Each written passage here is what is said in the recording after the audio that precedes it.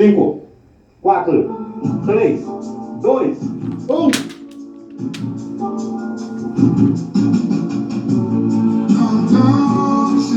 Começa agora a aula mais divertida do mundo.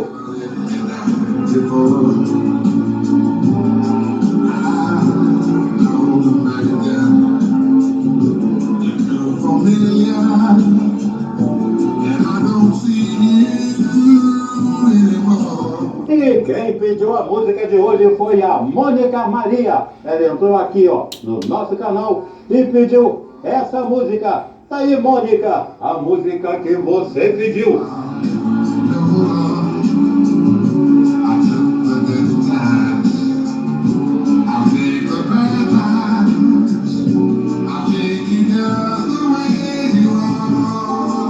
Aí!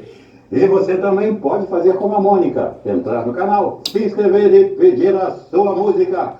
Hoje estamos comemorando a incrível marca de 8.230 visualizações. Então, bota exclusivo, meu filho! Dá trabalho pra fazer. Agora sim, minha querida e linda turma de segunda série, turma de História. Nesse dia, 24 de agosto de 2020, eu começo esta aula com o governo Figueiredo e que em sua primeira frase de impacto disse: quem for contra a abertura, eu prendo e arrebento, porque hoje vamos conhecer o governo Figueiredo, que se deu de 1979 a 1985. Vamos voltar então ao ano de 1918, quando nasceu o menino João Batista Figueiredo, aqui no Rio de Janeiro. Ele iniciou sua carreira militar na Escola Militar de Realengo, de 1935 a 1937, e na década de 1960 estudou também na Escola Superior de Guerra, ESG, conhecida como Reduto de Formação Política dos militares que implantaram o golpe de 1º de abril de 1964. João Figueiredo, ele participou da articulação do golpe militar e chefiou o gabinete militar no período do governo Médici, de 69, ou melhor, de 1969 a 1974, e foi nomeado para presidir o SNI, o Serviço Nacional de Informações, de 1974 a 1979. Em 1977, ele se tornou general do Exército e em 15 de março de 1979 foi nomeado presidente da República, sucedendo o governo do general Ernesto Geisel. O governo do general João Figueiredo, na presidência da República, foi o último do regime militar.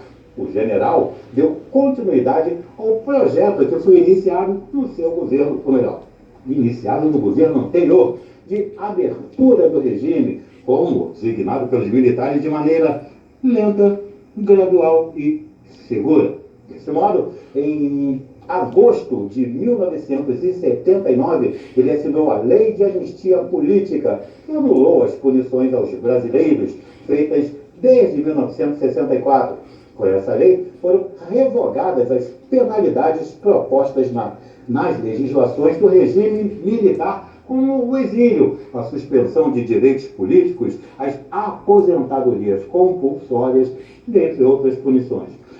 Segundo os especialistas, a lei de anistia permitiu que os torturadores não fossem julgados e presos, bem como permitiu a volta ao Brasil, conforme eu disse, de opositores ao regime, que haviam sido exilados do país. Dessa forma, os crimes cometidos pelos agentes do regime também não poderiam ser julgados. Bom, a lei da Anistia Internacional, na verdade, ela foi aprovada, a Lei Orgânica dos Partidos, que possibilitou, então, a criação de outros partidos, como vimos anteriormente, e, consequentemente, a extinção do que se chamou bipartidarismo e dos partidos existentes durante o regime, que era o Movimento Democrático Brasileiro, o MDB, e a Aliança Renovadora Nacional, a ARENA. E durante novembro de 1979 foram previstas eleições diretas para os governadores de estado. foi extinta a eleição indireta para senadores. Somente no ano de 1982 foram realizadas as eleições diretas para compor os quadros executivos do Estado e da Câmara Federal, sendo a oposição majoritariamente vitoriosa nesses pleitos. Economicamente, o governo do general Figueiredo foi marcado por altíssimas inflações e estagnação econômica, evidenciando o que se chamou de colapso da política econômica e do regime militar.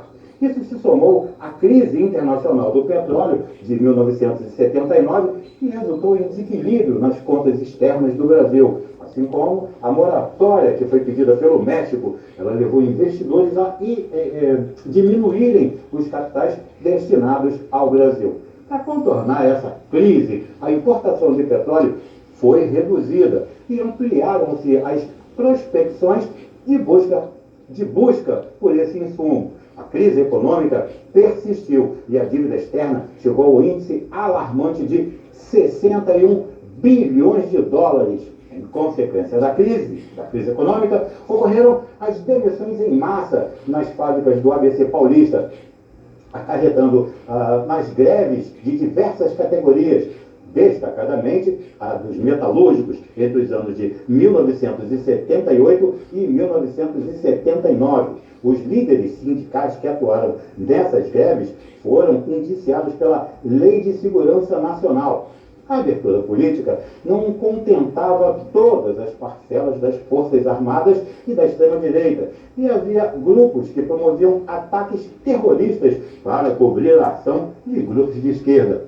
Bancas de jornal, por exemplo, que vendiam impressos de esquerda, eram atingidas por bombas lançadas por esses grupos.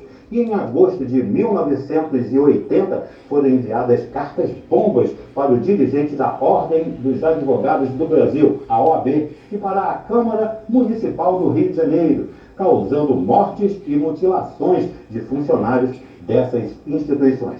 Dentre esses atentados, o que mais se destacou foi o famoso caso da explosão de uma bomba que ocorreu dentro de um carro dos militares no Rio de Janeiro, onde estava sendo realizada uma comemoração do Dia do Trabalhador em 1981. Os militares foram inocentados. E o governo do general Figueiredo foi atingido por uma séria crise também por conta desse atentado. O desgaste da ditadura militar levou à criação de uma frente da oposição ao regime pela realização de eleições diretas. Esse movimento ficou conhecido na história como Diretas Já. O objetivo principal das Diretas Já era a realização de eleições diretas para a presidência da República. Assim, em 1984, uma emenda constitucional em relação às eleições diretas foi elaborada pelo deputado Dante de Oliveira, mas não foi aprovada pelo Congresso. Mesmo contando com comícios no Rio de Janeiro, em São Paulo, com mais de 1 milhão de pessoas. No ano de 1985, o Colégio Eleitoral escolhe o candidato Tancredo Neves como novo presidente da República, derrotando Paulo Salim Maluf, que era o candidato do regime militar. Tancredo e seu vice José Sarney integraram a Aliança Democrática, uma frente de oposição que era formada pelo antigo PMDB e pela Frente Liberal, que era uma dissidência dos partidos PDS, PTB e PDT. A eleição marca o fim da ditadura militar e o surgimento do que ficou conhecido como Nova República, mas o processo de redemocratização só se completa mesmo em 1988, lá no governo José Sarney, com a promulgação da nova Constituição, também chamada Constituição Cidadã. Ela instituiu um Estado democrático ao estabelecer extensas garantias aos cidadãos brasileiros. Só para lembrar, ela foi promulgada, ou seja, ela foi uma Constituição democrática, feita pelos representantes do povo, que é diferente de outorgada, que é uma Constituição imposta ao povo pelo governante, que também é diferente de uma cesarista, onde essa é feita pelo governante, mas submetida à apreciação do povo mediante um referendo. E uma última frase do presidente Figueiredo foi: "Vocês ainda vão sentir saudades de mim?"